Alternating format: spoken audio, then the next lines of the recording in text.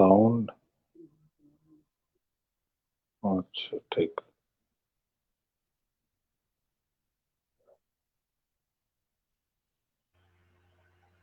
जय भीम, जय संविधान, जय भारत साथियों। और आज के इस ऑनलाइन पर चर्चा कार्यक्रम में आज का जो विषय है वो ये है कि भागीदारी से वंचित है पिछड़ा वर्ग, एससी, एसटी, ओबीसी और इनके अल्पसंख्यक। और इस विषय पर चर्चा करने के लिए हमारे बीच में उपस्थित है आदरणीय ओम प्रकाश राजभर जी, जो पूर्व मंत्री उत्तर प्रदेश सरकार में हैं और आप विधायक भी हैं और सुहेलदेव भारतीय समाज पार्टी के आप राष्ट्रीय अध्यक्ष हैं। साथ ही साथ सभी वर्गों की उचित भागीदारी हेतु आपका एक आंदोलन चल रहा है। और आप जो है जो शासन में, प्रशासन में, धन में, धरती में, रोजी में, रोजगार में जो है दबे कुचले वंचित समाज को उनकी उचित भागीदारी दिलाने के इस आंदोलन में आप जो आगे बढ़े हुए हैं, मैं अपने सभी दर्शकों की तरफ से और अपने पूरी टीम की तरफ से, एआईबीसीए टीम की तरफ से मैं आपका हार्दिक स्वागत अभिनंदन करता हूँ और आज के इस विषय पर आमंत्रित करना चाहता हूँ। सर, जो है ये दबा कुचला वंचित पिछड़ा समाज है, ये दबा कुचला वंचित समाज है, पिछड़ा समाज है और एससी एसटी के लोग तो उनको उनकी आबादी के हिसाब से हिस्सेदारी इस देश की धन धरती रोजी रोजगार में नहीं मिल पा रही है और इसके लिए आप आंदोलन भी चला रही है। कैसे मिलेगा, इस पर आपका विचार मैं जानना चाहता हूँ। आदरणीय ओम प्रकाश राजभर जी, पूर्व कैबिनेट मंत्री, आपका बहुत बहुत स्वागत है। Thank you sir. जरा 2 नंबर में देखिए, आज आजादी के 74 साल में जितने भी राजनीतिक दल बने हैं, सभी राजनीतिक दल, सभी जो ये देश पहले कृषि प्रधान देश था, अब ये जाति प्रधान देश हो गया है और हर जाति से 2-2, 3-3 लीडर जब पार्टियों ने पकड़ लिया है, उसी के सहारे सभी पार्टियों को वोट मिल जाता है।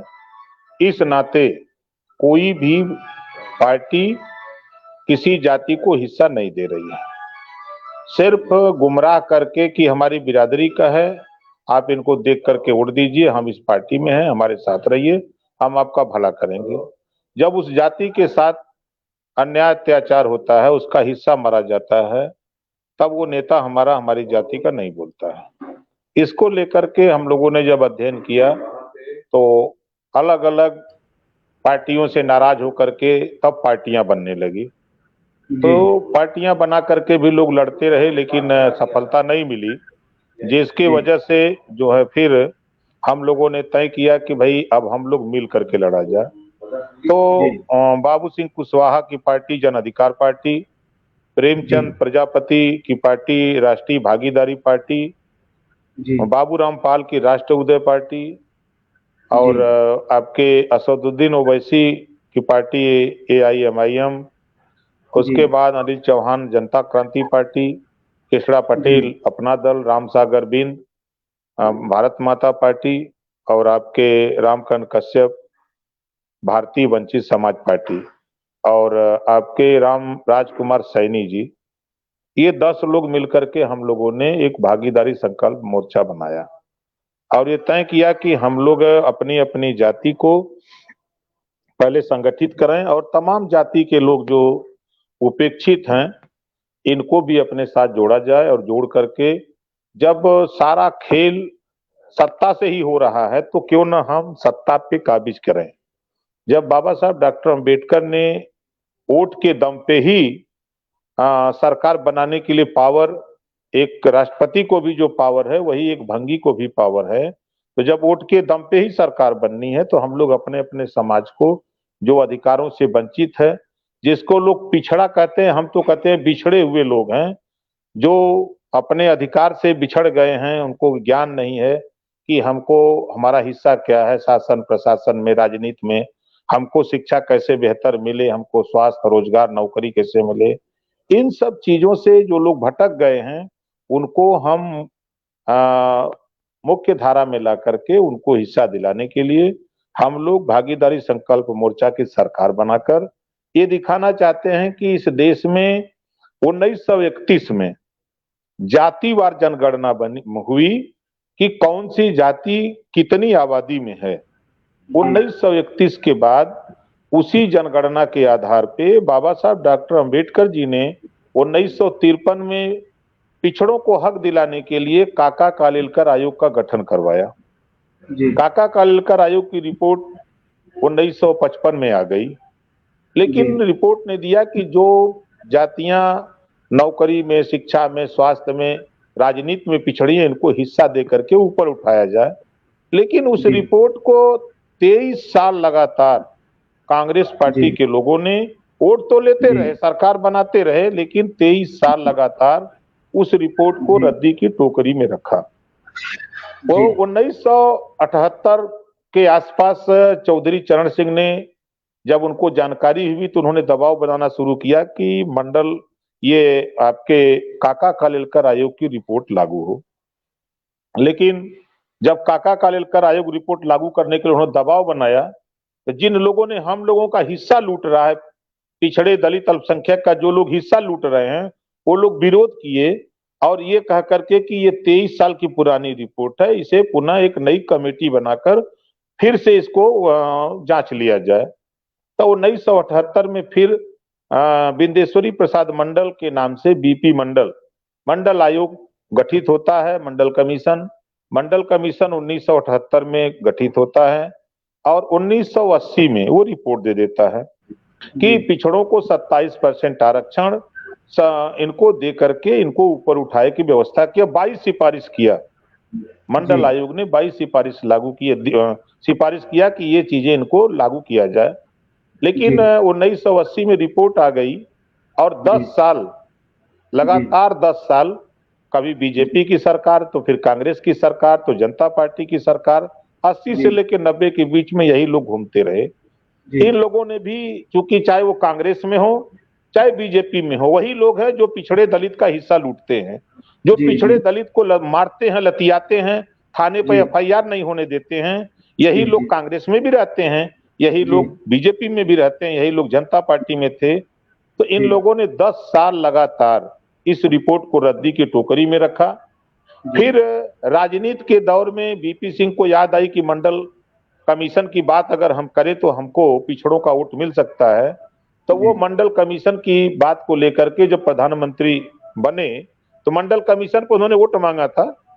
तो दिल्ली के लाल किला पर उन्होंने 1990 में घोषणा किया कि पिछड़ों को 27% आरक्षण पूरे देश में लागू करने की घोषणा खाली किया। फिर 3 साल लगातार यही विरोध करती थी बीजेपी के लोग, जो हमारा हिस्सा लूट रहे हैं, बीजेपी में रहने वाले लोग, जो कांग्रेस में रहने वाले लोग जो हमारा हिस्सा लूट रहे हैं, केवट बिंद मला, कश्यप, राजभर चौहान, पाल प्रजापति, कुम्हार, गोंड, नाई, अर्कवंशी, बारी, बंजारा, बिहार, ये तमाम जातियां जो पिछड़ी जाति में आती हैं, इनका हिस्सा यही लोग लूट रहे हैं, जो सामान्य जाति के लोग हैं, यही लोग विरोध करते हैं। और जब ये 3 साल लगातार विरोध करते रहे, उसके बाद 1993 में सुप्रीम कोर्ट के आदेश पर तब जाकर के 2 सिफारिश लागू होती है। उसके बाद 2008 में आकर के फिर उच्च शिक्षा में हमको आरक्षण मिलता है। अभी तक समझ लें कि 19 सिफारिशों के जिक्र ही नहीं हुई है। और हम चूंकि समाज में अशिक्षा है, चाहे वो बिंद हो, केवट हो, मल्ला हो, चाहे कश्यप हो, माझी हो, मझवार हो, राजभर हो, चौहान हो, पाल हो, प्रजापति हो, चाहे बंजारा हो, चाहे बहेलिया हो, चाहे गोंड हो, चाहे अर्कवंशी हो, ये जो पिछड़ी जातियों में आने वाले लोग, जुल्हा, दुनिया अंसारी हो, शाही दर्जी, फकीर है, ये जो पिछड़ी जाति में आने वाले लोग हैं, इनके हिस्सा न मिले, इसके लिए समाजवादी पार्टी ने भी 4 बार सरकार बनाई इन्हीं को लेकर के। जब हिस्सा देने की बात आती है तो मुकर जाते हैं। बसपा ने भी 4 बार सरकार बनाई, वो भी मुकर गए। जब 27% आरक्षण लागू हो गया, जब हिस्सा नहीं मिलता, भाई भाई में झगड़ा होता है, जब हिस्सा नहीं मिलता है तो बंटवारा हो जाता है, सीधी सी बात है। लेकिन 27% आरक्षण का लाभ 28 साल हो गया, आज 93 में लागू हुआ है, 2001 है, 28 साल हो गया। 28 साल में 6.8% ही पिछड़ों का कोटा पूरा हो पाया। वो भी उसमें कौन पाया है, ये हाई कोर्ट ने 2015 में भी एक रिपोर्ट आई थी, उसमें उन्होंने कहा कि यादव, कुर्मी, सोनार, अग्रवाल, इस तरह की जातियों को उन्होंने कई जातियों को इंगित किया कि ये अपनी आबादी से कोई 38%, कोई 50%, कोई 54% ज्यादा हिस्सा ले लिया है, लेकिन तमाम जातियां उस आरक्षण के लाभ से अछूती रही। तो इसको लेकर के 2001 में सामाजिक न्याय समिति बनी थी कि इसको बंटवारा कर दिया जाए, लेकिन तब तक सरकार चली गई। इधर मैं सरकार में था तो बीजेपी सरकार में मैंने दबाव बनाया अमित शाह जी से, मोदी जी से और मुख्यमंत्री से। तो राघवेंद्र सिंह पूर्व रिटायर्ड जज के नेतृत्व में एक कमेटी बनी कि 27% आरक्षण में बंटवारा कर दिया जाए। कौन कौन जातियां हैं जिनको हिस्सा नहीं मिला है, किसको ज्यादा हिस्सा मिला है, किसको कम मिला है, इसको 3 कैटेगरी में बांट दिया जाए। तो राघवेंद्र सिंह की रिपोर्ट 30 मई 2018 को आ गई और वो रिपोर्ट साफ साफ बता दिया कि इन लोगों ने अपनी जाति से अपनी आबादी से ज्यादा हिस्सा ले लिया, तो इनका हिस्सा जो बनता है 7%, तो वो 7% अलग कर दिया। जो जातियां कुछ हिस्सा पाई थी उनको अलग कर दिया अति पिछड़ा के नाम से 9%। जिन लोगों ने हिस्सा एकदम नहीं पाया उनको 11% कर दिया, 3 कैटेगरी में बांट दिया। अब इस रिपोर्ट को लागू कराने के लिए जब हम सरकार के ऊपर दबाव बनाने लगे तो ये अमित शाह जी, मोदी जी, इनकी पूरी बीजेपी ये कह रही थी अगर हम लागू करेंगे तो पटेल नाराज होगा। आपने देखा कि अभी अनुप्रिया पटेल खुल करके बगावत कर रही हैं। वोट लेना होगा तो पाल का भी वोट चाहिए, राजभर का भी चाहिए, चौहान का भी चाहिए। ऐसे जो नालायक निर्लज नेता जो इन लोगों के साथ हैं, जो हमारा विरोध करते हैं, हमारे हिस्से का विरोध करते हैं, जो लोग इन लोगों के साथ हैं, इनका तो सामाजिक बहिष्कार होना चाहिए, ये मेरा मानना है। ऐसे लोग जो हिस्सा नहीं देना चाहते हैं, ये जो लोग हमारा हिस्सा नहीं देना चाहते हैं, इनका तो सामाजिक बहिष्कार होना चाहिए। अगर ये जिन जातियों का हिस्सा लूटा जा रहा है, इन जातियों के नेता इनके साथ हैं, तो ये समझ लीजिए कि गुलाम हैं, ये लोडर हैं। इन नेताओं से उनसे कहना चाहिए कि खबरदार, हम आपके भी साथ है तो हिस्सेदारी के लिए हैं। आप इस तरह की बात न बोलिए। एक आपने विरोध करता है, यादव विरोध कर जी सर, मैं यादव विरोध करता है। जी मैं एक बात आपसे पूछना, क्योंकि आपने चर्चा किया जो जिन जातियों का हिस्सा सरकार में अभी तक नहीं मिला है उसका ये लोग विरोध करते हैं। अकेले जो है, क्योंकि एक बहुत बड़ा जन समुदाय जो 17 जातियों का है, जिसमें कश्यप, निषाद, बिंद, बल्ला, केवट, भोईत, अतुरैया सब मिला करके कोई प्रजापति तक भी 17 जातियां जो ऑलरेडी जो लगभग 13% की आबादी है, वो जो है इस तरह से वंचित है और उनको सब गेंद की तरह टरकाते रहते हैं और इस तरह से रहते हैं। उनको हिस्सेदारी देने के लिए जो है, क्योंकि एक हमारे कश्यप भाई जो है ये लाइन पर है, वो हमसे सवाल पूछ रहे हैं कि मंत्री जी से ये बात कहिए कि जो है इनको इनकी आबादी के हिसाब से हिस्सेदारी का भी कोई प्लान मंत्री जी के पास है, तो क्योंकि हम दिल से उनका स्वागत करेंगे यदि हमारे जो है हम जो कश्यप समाज का भागीदारी हिस्सेदारी और पार्टी सहित शासन प्रशासन में अगर बढ़ाने का काम करेंगे राजभर जी, जो हम उनका तहे दिल से स्वागत करते हैं। लगभग 20 कमेंट इसने मेरे साथ अभी तक लिख चुके हैं, इनको भी संतुष्ट कर दीजिए। जी देखिए पहले तो मैं उनको, उस भाई को मैं ये कहूंगा कि पहले हम उनको जय कश्यप कहते हैं जी। हम महर्षि कश्यप के वंशज हैं, ठीक है जी। हम अगर बात उन्होंने छेड़ा है तो मैं बता दूं, अपनी पार्टी में हमने प्रदेश अध्यक्ष रमाकांत कश्यप को बना रखा है, हमने प्रदेश महासचिव प्रेमचंद कश्यप को बना रखा है, हमने प्रदेश के उपाध्यक्ष मैंने अमरमणि कश्यप को बना रखा है, हमारे साथ सीपी निषाद जी हैं, हमारे साथ कम से कम नहीं कुछ तो हमारी पार्टी में जो मेरे अधिकार क्षेत्र में है, कम से कम नहीं कुछ तो दर्जन पर हमारे प्रदेश की कमेटी में है और 2 लोग हमारे राष्ट्रीय कमेटी में हैं। अभी हमारे पास कमेटी मात्र राष्ट्रीय कमेटी में कुल मिला के हम 17 लोग हैं। तो ये है, और नारा साफ साफ है, भागीदारी संकल्प मोर्चा का साफ साफ नारा है कि जिसकी जितनी संख्या भारी उसकी उतनी हिस्सेदारी। आबादी के हिसाब से सबको हिस्सेदारी मिलनी चाहिए। ये हम लोगों का, हमारे भागीदारी मोर्चा का, हम लोगों की पार्टियों का ये नारा है। हमको लगता है इस बात से तो उनको पूरी बात समझ में आ जानी चाहिए। उन्होंने कहा अच्छा किया, अच्छा संकेत दिया और हाथ उठा करके उनका अपना समर्थन किया। मैं घूस कश्यप भाई कभी अमरीश कश्यप जी हैं, मैं उनका भी जो है स्वागत करता हूं, उन्होंने मंत्री जी के सवाल से संतुष्ट हो चुके हैं। और एक सवाल साथ में ये भी आया है, आपकी तरफ से पूछना चाहते हैं, क्योंकि सवाल जवाब के रूप में हम इसको लेंगे, क्योंकि भागीदारी देने के लिए आपने कृत संकल्प की बात कही है और जो दबी कुचली जातियां हैं उनके प्रतिनिधित्व के लिए किसी न किसी को आगे आना चाहिए। और आप उस तरह से मुस्तैदी के साथ जनता में जा रहे हैं, उनकी बात रख भी रहे हैं, उनकी वकालत करने के लिए आप जो है बड़े दमदारी के साथ उनकी आवाज उठाते हैं कि तो इतना तो बोलना आज बंद कर दिया, आज तो भटकाने वाली बात चली हुई है, जो इनकी बात ही नहीं करता। तो उनका ये कहना है कि जैसे हम लोग जो है कश्यप समाज के लोग हैं और हम लोगों को जो है एक वोट देने की मशीन ही समझा गया है। अभी जितनी भी पार्टी, पहले ये लोग कह रहे हैं कि हम कांग्रेस को वोट देते थे, फिर हम समाजवादी पार्टी को वोट देने लगे, फिर हम भाजपा को वोट देने लगे, फिर हमने बसपा को भी बहुत सारा वोट दिया। उस तरह से हम इस पूरे कश्यप समाज को ये ठगते रहे। तो क्या हम आशा रखें कि क्या आज भी हमको ठगने का काम नहीं होगा? ये भाई का कहना है। जी, अमरीश भाई है। जी जी जी।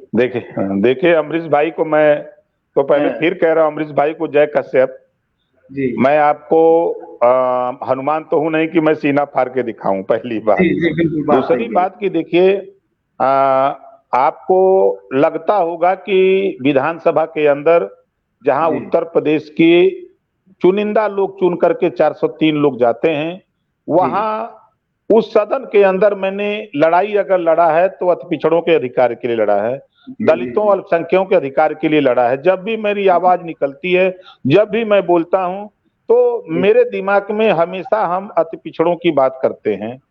अभी मैं आपको बता दूं कि 5 अप्रैल को मैं खुद अपने नेताओं से कहा कि देखो यार, कम से कम जो अपने बाप को बाप नहीं कहता है और दूसरे के बाप को बाप कहता है, वो कभी तरक्की नहीं कर सकता है।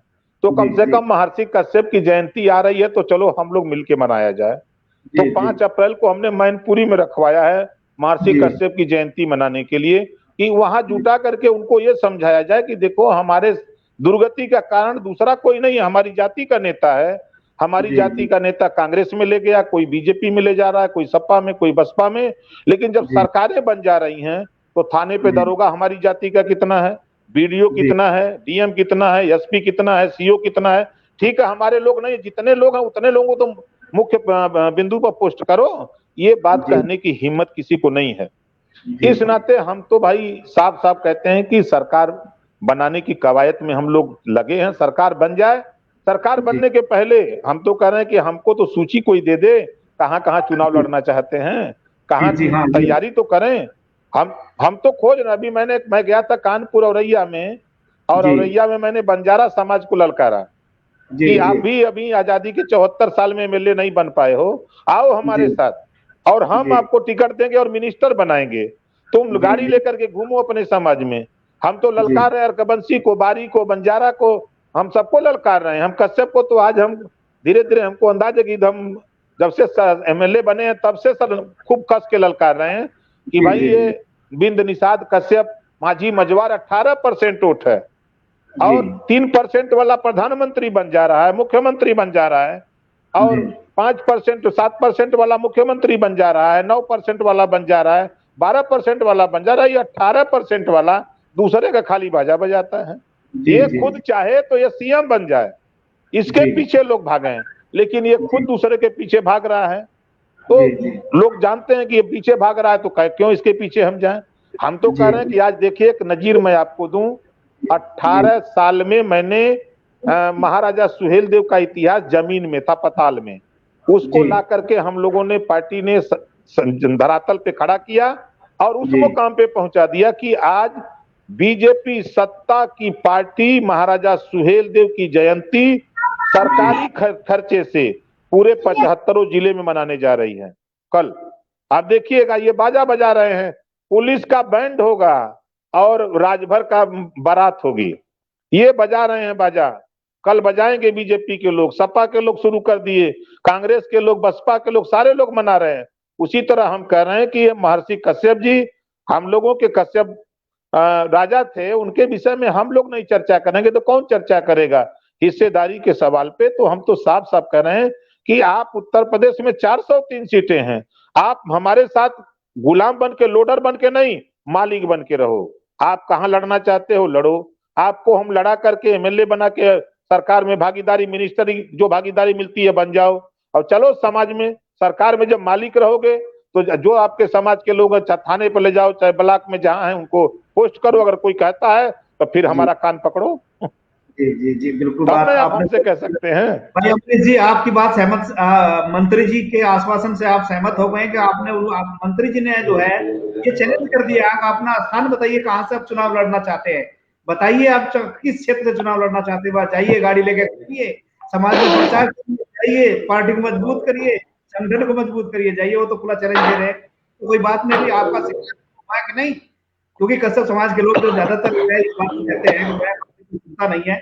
आदरणीय राजभर जी ने इस बात का मोर्चा खोल दिया है कि जो भी अपनी जाति के हिसाब से हिस्सेदारी दिलवाना चाहता है वो आए, उनके साथ आए। तो मैं इस चैनल के माध्यम से जितने भी भाई आप सुन रहे हैं, मैं उनसे कहता हूं, यदि आपको अपनी आबादी के हिसाब से हिस्सेदारी चाहिए तो आदरणीय राजभर जी के साथ चलिए। खैर दूसरी बात में आता हूँ, अभी एक सवाल मेरा भी है मंत्री जी आपकी तरफ से। 1931 की जनगणना जो है जाति आधारित जनगणना हुई थी और आखिरी जनगणना थी, देश आजाद 47 में हो गया, और 1951 से लेकर के हर 10 साल बाद जनगणना होती है, और कभी भी जाति आधारित जनगणना नहीं होती है। ओबीसी की आपका कुछ क्या विचार है जी? देखिए, अभी अभी जो 2021 की जनगणना होने जा रही है, आपने देखा बीजेपी को, जिसको हम ही लोगों ने वोट दे करके सत्ता में पहुंचाया, कई पिछड़े समाज के वोट के बल पे, दलितों के वोट के बल पे सरकार बनी है। आज जो जाति प्रोफार्मा बना है उसमें पिछड़ी जाति का कालमय नहीं है। पहली बात, इस प्रदेश देश में बिल्ली की गिनती, कुत्ते की गिनती हो रही है, गाय बैल की गिनती हो रही है, भैंस की गिनती करा रहे हैं सरकार, और हम पिछड़ों की गिनती नहीं। हम तो चुनाव आयोग को लिख के दिया, भारत सरकार को लिख के पत्र दिया, प्रदेश सरकार को लिख के दिया कि भाई हम पिछड़ों की जातिवार जनगणना क्यों नहीं करा रहे हो? जब तक जातिवार जनगणना आप नहीं कराओगे तब तक आप हमको हिस्सा कैसे दोगे? एक बाप के पास जब तक क्लियर न हो जाए कि इनके 4 बेटे हैं, तब तक अगर बाप की प्रॉपर्टी अगर मान लीजिए 10 बीघा है तो उनको कैसे मिलेगी? तो जो विकास की योजनाएं आएंगी, हमारी आबादी नहीं मालूम होगी, हम कितने परसेंटेज में हैं, तो हमको कैसे उस परसेंटेज में धन अलॉट होगा? हम तो देखा अभी, जैसे कि सरकार ने गौशाला खोला, गौशाला में इन्होंने चिन्हित किया कितनी गायें हैं, तो गाय इतनी है तो इतना बजट गया भूसा के लिए, इतना पानी के लिए, इतना दाना के लिए, इतना रख रखाव के लिए, इतना मजदूरी के लिए, इतना लेबर के लिए, तो वो उतना बजट उन्होंने दिया, और हमारी गिनती है नहीं है। हम उन्हीं के साथ लपटे हुए हैं। जो हमारी गिनती नहीं करा पा रहा है, जो हमारा हमको दबा के रख रहा है कि तुम जमीन में गड़े रहो, दिखाई न दो समाज में, हम उसी का साथ भी दे रहे हैं और उसी के साथ घूम करके हम मजा ले रहे हैं। और हम जब तक हमारी जनगणना नहीं होगी, हमारी जातिवार जनगणना नहीं होगी, तब तक हमको हिस्सा नहीं मिलेगा। इसके लिए जातिगत जनगणना हो तो इसके लिए क्या करना चाहिए सर? देखिए, सभी जातियों को लामबंद होकर के ये जो जाति जनगणना के लिए जो फॉर्म सरकार ने अप्रूव किया है, पहले तो इसका बहिष्कार होना चाहिए कि भाई जब तक हमारी जातिवार जनगणना नहीं कराओगे तब तक हम अपनी जनगणना नहीं कराएंगे। और सरकार को बार बार इसके खिलाफ आंदोलन होना चाहिए, जिस तरह किसान आंदोलन कर रहा है, किसानों के ऊपर बादल मंडराया हुआ है, उनके गले में जो है फसड़ी लगा दी है सरकार, उसी तरह जब पिछड़ों के गले में फसड़ी लगी है, तो पिछड़े समाज के लोग कहाँ सोए हुए हैं? इनको भी आंदोलन करना चाहिए कि नहीं, खबरदार, हमारी जाति जनगणना कराओ, नहीं तो हम भी नहीं मानते हैं तुमको। ये चीजें जनता में हलचल होना चाहिए। जो सिस्टम है लोकतंत्र में, महात्मा गांधी जी के रास्ते पर या बाबा साहब डॉक्टर अम्बेडकर ने संविधान जो दिया, संविधान के रास्ते पर हमको आंदोलन अपना करना चाहिए कि हमारी ये डिमांड है, इसको मानो। बड़ी संख्या में लोगों को उतर के आना चाहिए। जी जी जी, ये बात आपकी मैं इसका सहमत करता हूं, और सहमति भी मेरी है, मेरा आंदोलन भी है कि जो पिछड़े वर्ग के लोग जो है मिलकर के आंदोलन करें और इसका बहिष्कार करें जनगणना का। मैं आपसे सहमत हूं, आपने बहुत अच्छा सुझाव दिया। जितने भी भाई आप सुन रहे हैं पिछड़े वर्ग के लोगों, इस बात को ध्यान दें, जब भी कोई जाति आधारित जनगणना करने वाला आदमी आता है, आप क्या उसको सीधे कहो, यदि इस कॉलम में, यदि इस प्रश्नावली में पिछड़े वर्ग का कॉलम नहीं है तो हम अपने घर का कोई अपनी जानकारी नहीं दे सकते, हम उसमें सहयोग नहीं कर सकते। ये भी हमारा भी नारा है, अखिल भारतीय पिछड़ा वर्ग एसोसिएशन की तरफ से ये मुहिम है। तो जनगणना का बहिष्कार होना चाहिए, और जब तक उसमें ओबीसी का कॉलम नहीं आ जाता तब तक ये काम जारी रहना चाहिए। सर एक बात जो है मैं और आपसे जानना चाहता हूँ इस बात के लिए कि जो जैसे हमारा देश जो है आजाद 47 में हुआ, संविधान 50 में लागू हुआ, और मंडल कमीशन 90 में लागू हुआ, जिसकी चर्चा आपने किया है, और उसमें भी केवल मात्र 6.5% हिस्सेदारी मिल पाई है। तो क्या मैं जो आजाद स्वतंत्र भारत के जो शासक हुए हैं, यानी शासन सत्ता जिन लोगों के हाथ में रही अब तक अभी भी है, क्या उन लोगों ने जो है कहीं ना कहीं उस मंडल कमीशन को गर्त में पहुंचाने का काम किया है? इस पर मैं आपकी राय जानना चाहता हूँ। जी सर। 100% सत्ता हम लोगों ने उन्हीं को दिया जी जो हमारा हिस्सा लूट रहा है। अभी अभी वर्तमान में योगी महाराज जी मुख्यमंत्री हैं, जाति जी के ठाकुर हैं। मैं नजीर देता हूं कि एक मुसलमान का बेटा जी जिसका नाम रामपुर से सांसद हैं आजम खां, जी वो जमीन कब्जा की, ये तो योगी जी को दिखाई देता है। लाखों लोग, लाखों सामान्य वर्ग के लोग, ब्राह्मण राजपूत भूमियार जमीन कब्जा करके स्कूल खोले हैं, वो नहीं दिखाई देता है। मुख्तार अंसारी, अतीक अहमद ये दिखाई देते हैं कि ये अपराधी हैं, क्योंकि ये मुसलमान इस नाते दिखाई देते हैं। इनके ऊपर 15 मुकदमे, 20 मुकदमे, 50 मुकदमे होंगे, लेकिन इनको जिले में नहीं रहने दिया जाएगा। वहीं ब्रिजेश सिंह 105 मुकदमे, बनारस के रहने वाले बनारस जेल में रहेंगे, इनके खिलाफ कार्रवाई नहीं। राठी के खिलाफ कार्रवाई नहीं, धनंजय सिंह के खिलाफ कार्रवाई नहीं, अभय सिंह के खिलाफ कार्रवाई नहीं, सिपाही सिंह के खिलाफ कार्रवाई नहीं, सोनू मोनू के खिलाफ कार्रवाई नहीं, मतलब ठाकुर के खिलाफ कार्रवाई नहीं। लेकिन अगर कोई कश्यप का बेटा, बिंद का, मल्लाह का, माझी का, मझवार का, राजभर का, चौहान का, यादव का, पटेल का, कुम्हार का, प्रजापति का, गोंड का, नाई का, बंजारा का, अगर ये कहीं कोई छोटी मोटी बात हो गई तो इसके खिलाफ रास्ता गैंगस्टर और काउंटर तक हो जा रहे हैं, फर्जी काउंटर करके दिखा रहे हैं। अभी आजमगढ़ में मुकेश राजभर को फर्जी काउंटर करके सरकार खूब पीठ ठोक रही थी अपनी, और जो चमचे थे, जो लोडर थे, जो सुग्गा हैं इन पार्टियों में, वो चिल्लाते हैं कि नहीं नहीं बहुत अच्छा हो रहा है। अरे अच्छा हो रहा है, आप देखो एक भी स्थिति है कि कहीं भी थाने पर पिछड़ों को न्याय नहीं मिल रहा है, कहीं इनके साथ भेदभाव खुलेआम हो रहा है। जाइए तो पूछते, जाति पूछ करके बीएचयू में भर्ती हो रही है, जाति पूछ करके भर्ती किया है वहां का डायरेक्टर। अभी तो अभी मजे की बात देखिए, 69,000 शिक्षक भर्ती। पिछड़े समाज के लोगों में, जो पिछड़े समाज के लोग बीजेपी को वोट देते हैं, इनको तो चुल्लू भर पानी में डूब मर जाना चाहिए। अभी 69,000 शिक्षक भर्ती हुई है, उसमें 27% रिजर्वेशन के हिसाब से 18,000 शिक्षकों की भर्ती होनी चाहिए, लेकिन 14,000 लूट लिया योगी, लूट करके सामान्य वर्ग को दे दिया। अभी खंड शिक्षा अधिकारी की भर्ती हुई है, उसमें 309 की भर्ती थी, 27% के हिसाब से 83 होना चाहिए, और लूट लिया योगी जी ने। एक भी बैकवर्ड लीडर इस पे नहीं बोल रहा है। हमारा हिस्सा लूटा जा रहा है। लूटने वाले कौन लोग हैं? वही लोग हैं जिनको हम सत्ता में बैठाते हैं। कांग्रेस का बैठा तो पंडित जी बैठा, कांग्रेस का बैठा तो जो भी बैठा वो लूटने वाला बैठा। आज बीजेपी का बैठा है, अब उनके साथ जो बैकवर्ड के लोग हैं वो समझ लीजिए कि गांधी जी के 3 बंदर हैं जी। अगर उनसे पूछिए तो वो कान में नांगुरी डाल लेते हैं, अगर उनसे कुछ बोलिए कुछ तो मुंह बंद कर लेते हैं। उनसे पूछिए कुछ दिखाई नहीं दे रहा, 1700 थाने हैं, हिस्सेदारी नहीं मिल रही, 75 जिले हैं, हिस्सेदारी नहीं, तो कहते हैं भैया हमको दिखाई नहीं देता है, आंख बंद कर लेते हैं। ऐसे लोग, पिछड़े समाज के लोग, इन पार्टियों में वोट दिलाने के माहिर हैं। जाएंगे समाज में, समाज के लोगों हमारी बात मान लो, बीजेपी को जिता दो, तुमको माला माल कर देंगे। अरे तुम साले, अब गाली निकलती है जबान से, ये खुद माला माल हो जाते हैं और समाज को गर्त में ले जाके कर देते हैं। जी। कुल मिलाकर के देखा जाए कि क्योंकि आपकी जो मुहिम है और हमारा आज का जो विषय है कि जो है भागीदारी से वंचित है एससी एसटी ओबीसी के लोग, कहाँ पर भागीदारी से वंचित है? शासन में, प्रशासन में, धन धरती रोजी रोजगार में जो है इनका प्रतिनिधित्व, इनकी हिस्सेदारी बहुत ही कम है। और इस विषय पर चर्चा कर रहे हैं आदरणीय ओम प्रकाश राजभर जी, पूर्व कैबिनेट मंत्री और भारतीय स्वयं देव समाज पार्टी के आप राष्ट्रीय अध्यक्ष। इस विषय पर बहुत ही गहनता से आपने बात रखी है। और मैं एक सवाल जो है और आपसे जानना चाहता हूँ कि जो संगठन है, जो गांव-गांव में जो संगठन लगा हुआ है, वो आज लोगों को ये दिखाई दे रहा है कि बहुत अच्छा है, बहुत अच्छा है। वो किस मामले में अच्छा है? अखबार भी यही कह रहा है बहुत अच्छा है, और यही नहीं, टीवी चैनल भी यही कह रहे हैं कि बहुत अच्छा हो रहा है, रोजगार की नदियां बह रही है, रोजगार इतने हो गए जो कभी रोजगार नहीं मिले थे, भी दिखे जा रहे हैं, टीवी चैनल बखान करते थकते नहीं है, किसान रोड पर है। तो आखिर जो है मैं ये जानना चाहता हूँ, आखिर ये कौन सी ऐसी बात है? हम लोग रोजगार की, रोजी रोजगार की बात करते हैं, इस पर आपकी क्या राय है जी? देखिए, इस देश की बड़ी विडंबना है जी।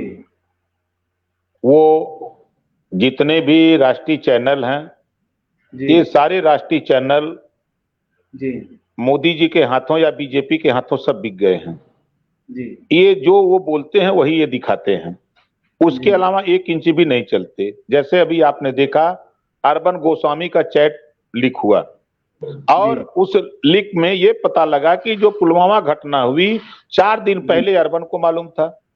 ये कैसे मालूम हो गया भाई? ये तो गोपनीय खबर थी।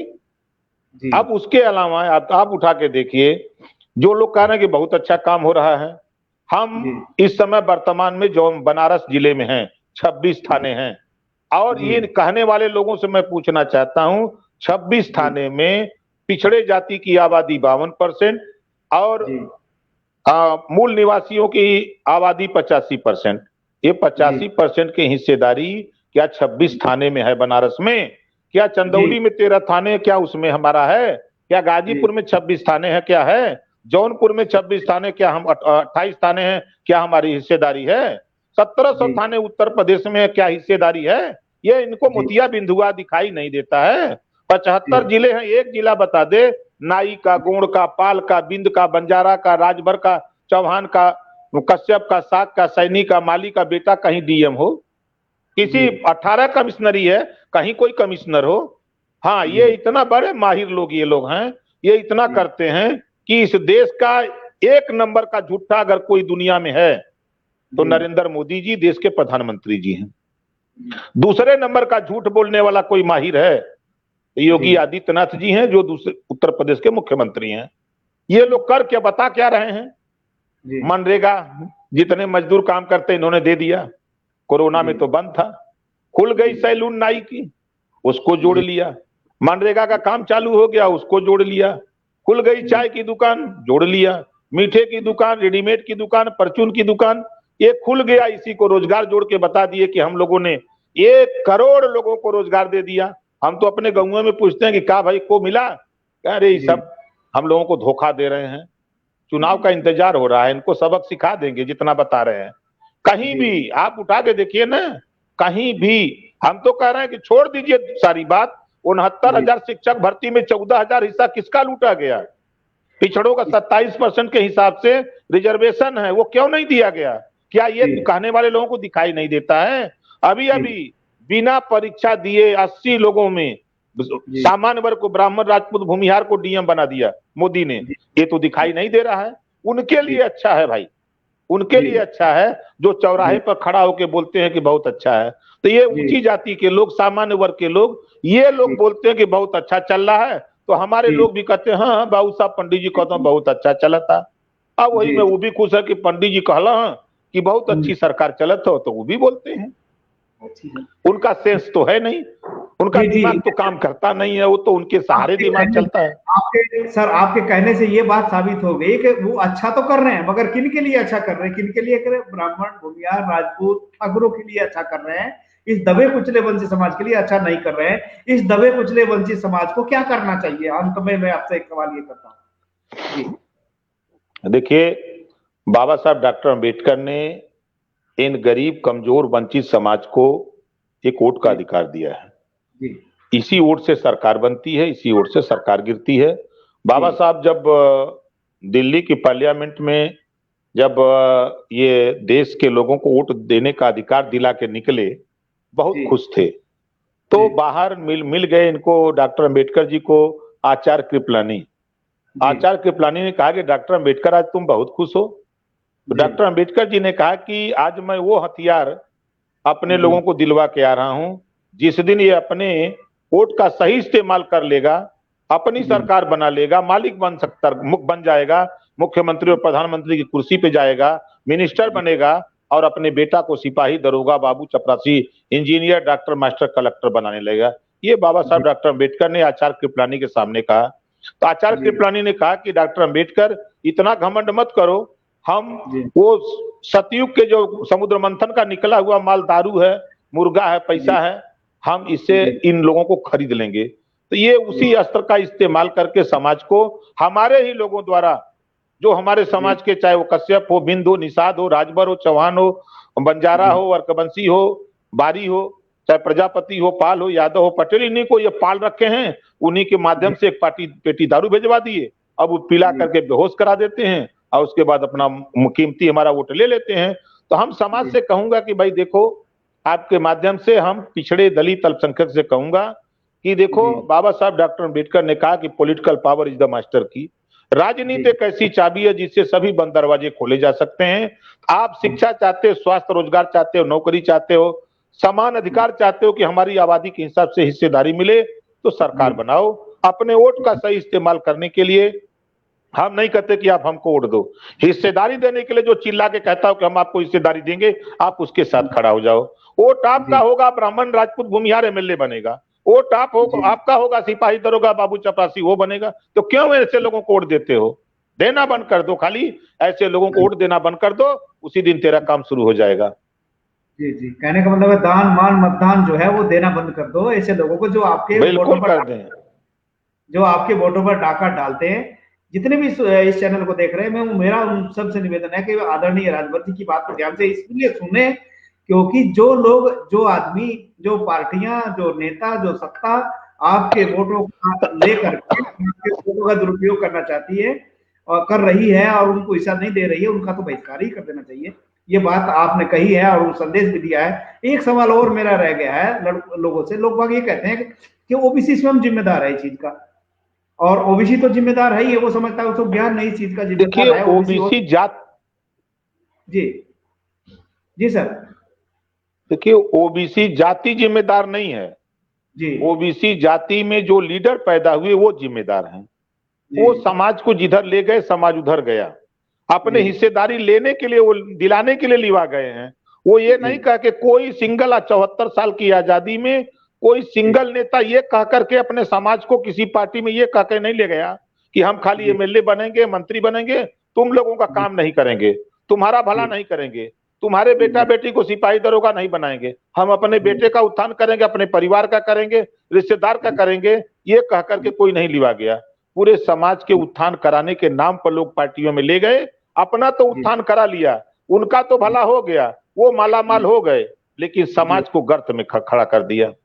ये जाते जाते एक सवाल हमारे एक सर्विस करने वाले भाई ने पूछा है आपसे, वो जानना चाहते हैं कि जो है वो 2005 से पुरानी पेंशन बंद कर दी गई और आज जो है पेंशन जो है हम लोग दर की ठोकरें खाने को मजबूर है, तो इस पर भी माननीय मंत्री जी को कुछ कहना है? हमारी पेंशन दिलवाने की बात कर रहे हैं जी। देखिए वो उनकी व्यक्तिगत समस्या है।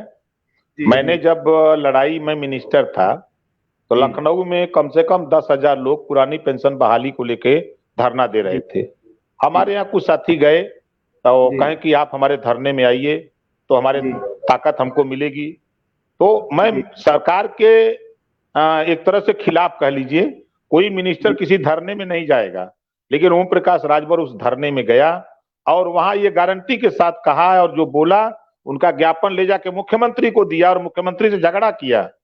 लेकिन उन्होंने कहा कि आपको नहीं मालूम, कि नहीं आपको नहीं मालूम है, एक काम करो कि अगर कर्मचारियों की पुरानी पेंशन खत्म कर दे रहे हो तुम, तो एक काम करो जितने एमएलए एमपी हैं इनकी पेंशन बंद करो। जी। तो कहें कि आप ऊपर बात करो, हमके उत्तर प्रदेश में तो आप बंद करो, कहीं आप नहीं लेंगे, हम भी नहीं लेंगे, चलो बंद करो सबका। जब कानून बना दो कि किसी को नहीं मिलेगा तब मैं मानू। कर्मचारी को आप पेंशन नहीं दोगे, अपने को पेंशन बढ़ाने के लिए बैठोगे तो खूब खचाखच बढ़ाते रहते हो, ये काम नहीं। मैं तो हमेशा लड़ता हूँ।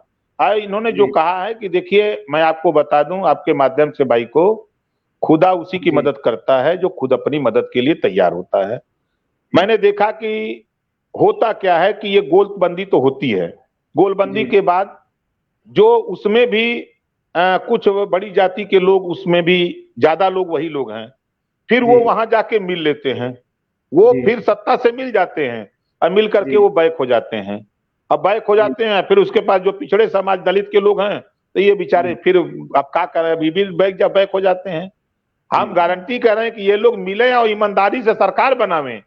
तो मैं गारंटी के साथ कह रहा हूं कि पुरानी पेंशन बहाल होगी, सरकार तो बनावे। ये लोग सरकार बनाने का टाइम आता है तो ये लोग मोदी मोदी चिल्लाते हैं, योगी योगी चिल्लाते हैं, अखिलेश चिल्लाते हैं। ओम प्रकाश तो बहुत कमजोर दिखता है लोगों को ना।